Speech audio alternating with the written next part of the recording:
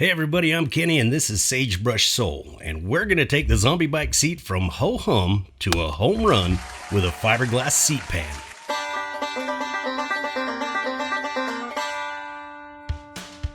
First things first, if you're new to the channel, check out my other two videos on this project to see my vision and what I've done up to this point. I should also disclose now that this video doesn't cover the sewing of the seat. I tried and I failed. But the seat pan and foam that I do explain did save me a bunch of money at the upholstery shop. To start this project, I had to make a mounting tab that goes under the tank and will hold the front of the seat down. I did this by making a template from the original seat pan and transferred it to a piece of 1/8 inch steel. I shaped it with a belt sander, making several trips from the bike to the sander until it fit.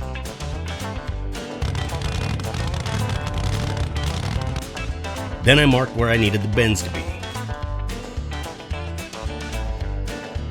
I don't have a brake stout enough to bend a 1/8 inch steel, so I cut about halfway through the thickness with a grinder, made my bend, then ran a weld bead along the cut to get the strength back.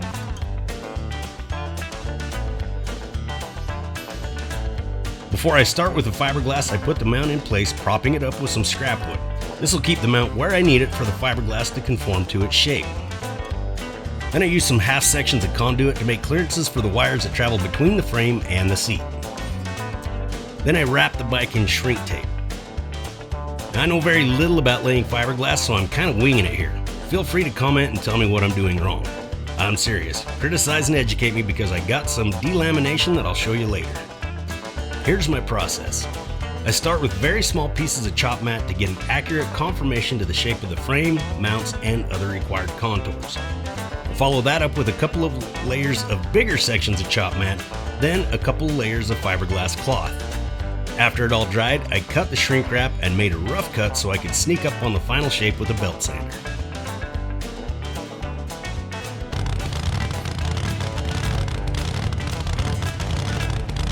After some significant head scratching, I made the back side of the mounts with more sheet metal. For the front, I drilled some holes to attach the mount I made earlier, then welded the bolts into place and sandwiched the fiberglass between them. For the rear mounting bolts, I made a tab, for lack of a better term, and I welded bolts to it that will utilize the original mounting holes on the frame. Then I riveted the tab to the fiberglass to keep the tab and bolt from spinning. Then it was time for the foam. I used some foam from a seat cushion out of a camper I hoarded. I traced the basic shape out on the foam and left a little extra to make sure I had enough to wrap around the sides. Then I roughed out the shape with a carving knife.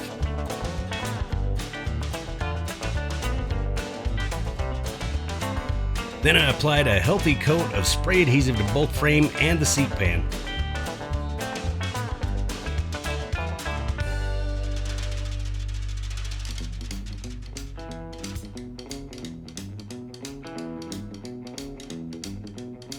When it was tacky, I used shrink wrap to keep it in place while it dried. I marked the foam at a 2-inch thickness. I figured in about a 1/2 inch of compression, hoping for about a 1.5 inch seat. I've gone thinner, but my prostate is nearly 50, and that requires a little function over style. The spray adhesive I used didn't quite stick to the sides, so I used my barge glue that I use for leather and an array of rubber bands to get it to stick. This area is pretty important. Without padding, the fiberglass could wear through the vinyl and be harsh on my tender thighs. To get the final shape, I tried using an electric sander. It just doesn't move fast enough to get the job done. So I moved on to my die grinder with the sanding attachment and got her done. I really try not to be braggadocious in my videos, but my upholsterer said that he was very impressed I was able to get that soft foam to take shape. I guess the foam they use is a fair amount firmer than my cushion foam. As stated earlier, I did attempt to sew my own seat cover, and this is how I made the pattern. I wrapped the seat once again in shrink wrap, just tight enough to compress the foam about a 1/2 inch. Then I marked where I wanted the seam to be and transferred that pattern to some foam board. The thing that made me tap out of the sewing is I couldn't get Vicky's domestic machine stitch length long enough to not just make a perforated cut line and rip right through the vinyl. I got the seat back from the upholsterer and I couldn't have been happier. It's a perfect fit for the direction I'm going with the bike.